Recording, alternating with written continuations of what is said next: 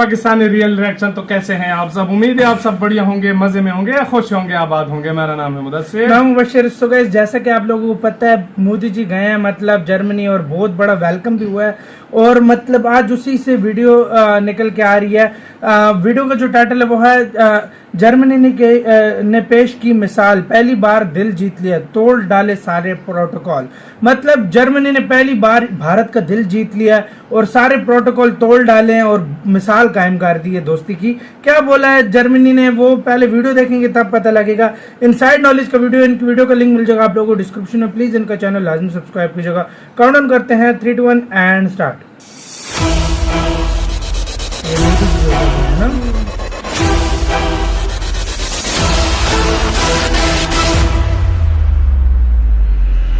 दोस्तों, स्वागत है आपका इनसाइट नॉलेज की एक और नई वीडियो में। हाँ। भारतीय प्रधानमंत्री नरेंद्र मोदी जी का 3 दिवसीय यूरोप दौरा शुरू हो चुका है और जिस तरह का माहौल और तस्वीरें जर्मनी से सामने आ रही है वो कमाल की है।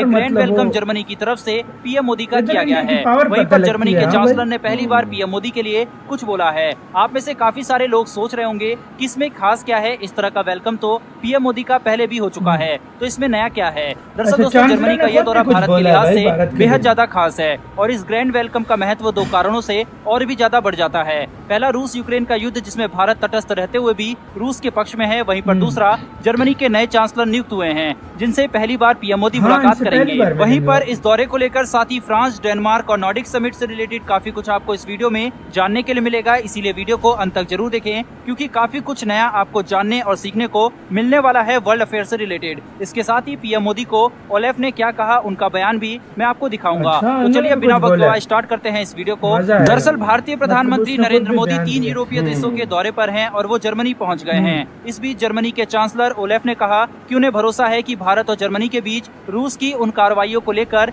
व्यापक समझौता है जो संयुक्त राष्ट्र चार्टर के मूल सिद्धांतों का उल्लंघन करता है। हालांकि जर्मनी ने पहले ही ये साफ कर दिया कि ये भारत और जर्मनी का द्विपक्षीय संबंधों से जुड़ा दौरा है, इसीलिए भारत को रूस के मैटर में बोलने के लिए बाधित नहीं किया जाएगा। इसके अलावा जर्मनी के चांसलर ने EU और भारत के बीच मुक्त व्यापार समझौते पर पहुंचने को भी उन्होंने अहम कदम बताया और ये जर्मनी के लिए बेहद ज्यादा महत्वपूर्ण था। अब दोस्तों, यहाँ पर आपको जर्मनी का महत्व यूरोपियन यूनियन में समझना जरूरी है। दरअसल यूरोपियन यूनियन के 3 पावरफुल देश जर्मनी, फ्रांस और यूके हैं, जिसमें जर्मनी सबसे बड़ी इकोनॉमी है। वहीं पर जर्मनी भारत को लेकर अब काफी ज्यादा सीरियस दिखाई दे रहा है जब से ओलेफ सत्ता में आए हैं। क्योंकि ओलेफ ने जो इलेक्शन जर्मनी में लड़ा था वो एंटी चाइना मुद्दे पर लड़ा था और कहा था कि मैं चाइना के अगेंस्ट हूँ। वहीं पर सत्ता पाते ही उन्होंने जर्मनी से चाइनीज कंपनी को निकालना भी शुरू कर दिया था। इसीलिए जर्मनी कोशिश कर रहा है कि इंडिया के साथ जल्द से जल्द फ्री ट्रेड एग्रीमेंट हो। जर्मनी के पास स्किल्ड मैन पावर की शॉर्टेज है। वहीं पर कई टेक्नोलॉजी ट्रांसफर के लिए भी जर्मनी हमसे तैयार है।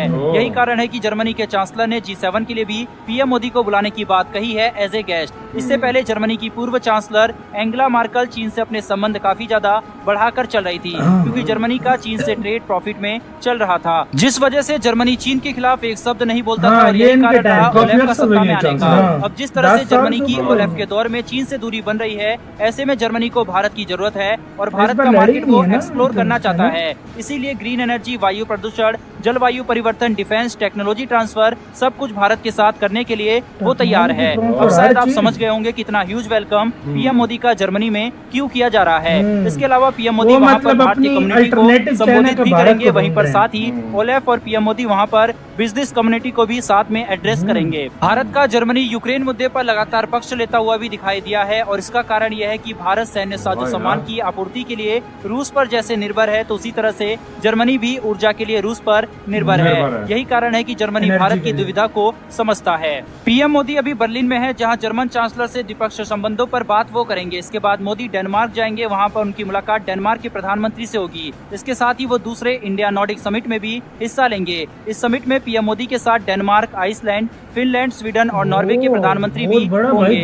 काफी सारे लोग नॉर्डिक समिट का महत्व नहीं जानते, मैं आपको बहुत शॉर्ट में समझा देता हूँ। दरअसल नॉर्डिक समिट में जो ये देश शामिल हो रहे हैं, इनके पास भारी मात्रा में एनर्जी का सोर्स मौजूद है। वहीं पर इनके पास यूरेनियम और अन्य तत्व काफी ज्यादा है। वहीं पर आर्टिक सी में जो ऑयल का कंट्रोल है वो भी इन्हीं देशों के पास है। वहीं बताया जाता है कि डेनमार्क के पास तो इतना पैसा होता है कि वो लोगों के खातों में पैसा डाल देते हैं। वहाँ के लोग टैक्स भी नहीं देते। मेरा एक डेनमार्क का दोस्त है, उसको हर मंथली 2000 यूरोज मिलते थे। अल्टरनेटिव यूरेनियम का, एनर्जी का और अपनी टेक्नोलॉजी का एक हब क्रिएट यहाँ पर करना चाहता है क्योंकि वहाँ पर एक अच्छा अच्छा मार्केट है, उनको स्किल्ड मैन पावर की जरूरत है। अब ऐसे में भारत उन रिसोर्सेज को अपने काबू में कर रहा है। भारत लगातार अपनी रीच को बढ़ा रहा है और यूं ही नहीं चीन से हमारा कंपैरिजन किया जाता है। इस लिहाज से यह नॉर्डिक समिट बेहद ज्यादा जरूरी है भारत के पॉइंट ऑफ व्यू से। वहीं पर इस समिट में हिस्सा लेने के बाद वापसी में पीएम मोदी कुछ समय के लिए पेरिस में रुकेंगे, जहां वो फ्रांस के राष्ट्रपति मैक्रोन से मुलाकात करेंगे। ये इस साल का पीएम मोदी का पहला दौरा है, वो भी ऐसे चुनौतीपूर्ण समय में,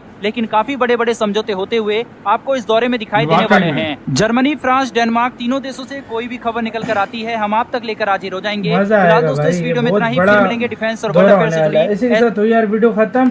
भाई जर्मनी का तो बड़ा है यही, वो मुझे डेनमार्क का बहुत बड़ा लग रहा है, क्योंकि नॉर्डिक समिट जो डेनमार्क में होगी भाई उसके अंदर आइसलैंड ये सारे कंट्रीज होंगे, मतलब क्रॉस वाले नॉर्डिक कंट्रीज जो होते हैं सारे उसके अंदर होंगे भाई। आयरलैंड हो गया, फिनलैंड हो गया, स्वीडन हो गया, सारे होंगे और उन सब से बात होगी भाई। फिर सोचो किस लेवल पे मीटिंग होने लगी, तो ये बहुत बड़ा दौरा है। मैं तुम्हें सच में बता रहा हूँ, एक तो एग्रीमेंट होंगे, दूसरा ये कि इन्वेस्टमेंट वगैरह भी काफी सारे इन्वेस्टमेंट भी, और जिस तरह जर्मनी ने बोला है, उसने कहा है कि हम सारी भाई अच्छा ये चांसलर क्यों, इनको अभी इंडिया की जरूरत है जर्मनी को, क्योंकि अल्टरनेटिव इस टाइम चाइना का सिर्फ दुनिया में एक ही है, वो है इंडिया। सीरियसली जो बात है, तो वो इंडिया को वैसे भी बॉयकॉट कर रहे हैं वो लोग, तो मतलब अब सॉरी इंडिया को नहीं चाइना को, और तो इंडिया में अल्टरनेटिव जर्मनी के पास तुम्हें पता है स्किल्ड पर्सन की जो है ना थोड़ी कमी है, वो इस वजह से वो इंडिया से जो है ना अपने रिश्ते और ज्यादा मजबूत और ये चांसलर ने खुद भी बातें बोली हैं। और भाई मतलब टेक्नोलॉजी भी शेयर कर रहे हैं, टेक्नोलॉजी भी शेयर और भी काफी कुछ होगा। तो यार मतलब इस लिहाज से देखा जाए तो काफी इंपॉर्टेंट दौरा होने लगा तीनों देशों अब देखते हैं कि कल डेनमार्क में कैसा वो होता है वेलकम तो कमाल का ही होगा। तुम उधर देख लेना जिस तरह का वेलकम होगा। दूसरी बात ये, उसके बाद तुम इंडियन कम्युनिटी को देख लेना, जिस तरह मोदी जी उधर आएगी। यार कहीं किसी देश में भी यूरोप में चले जाए, इंडियन कम्युनिटी तुम देख लेना कितना मतलब। और फ्रांस का फिर और अलग वेलकम, फ्रांस का तो अलग ही लेवल होगा ये, बहुत क्योंकि बहुत अच्छा दोस्त है, बहुत अच्छा दोस्त है। तो उधर यार मजा आएगा, टोटली मजा आने वाला है। इन्वेस्टमेंट में इन्वेस्टमेंट आने लगी है, इसमें कोई शक नहीं है। देखते हैं अब आगे आगे भाई क्या होता है, सारी सूरत हाल निकलेगी जब हम ये मतलब आहिस्ता आहिस्ता कवर करेंगे। 3 दिन का बहुत इंपॉर्टेंट दौरा होने वाला है, बहुत बड़ा दौरा है। सो गाइस आप सारी इस सिचुएशन पे क्या कहते हैं। और जर्मनी पिछले दिनों थोड़ी आंखें दिखा रहा था, वो भी सेट कर दिया, बिल्कुल जगह पे हो गया, मोदी जी ने सेट कर दिया उसको भी। मोदी जी ने जादू की झप्पी डाली होगी, बिल्कुल ठीक सेट हो गया होगा। सो गाइस आप लोगों को क्या कहना है अपनी राय कमेंट सेक्शन में दो। इधर वीडियो खत्म करते हैं, अपना बहुत ज्यादा ख्याल रखना तो यार बाय।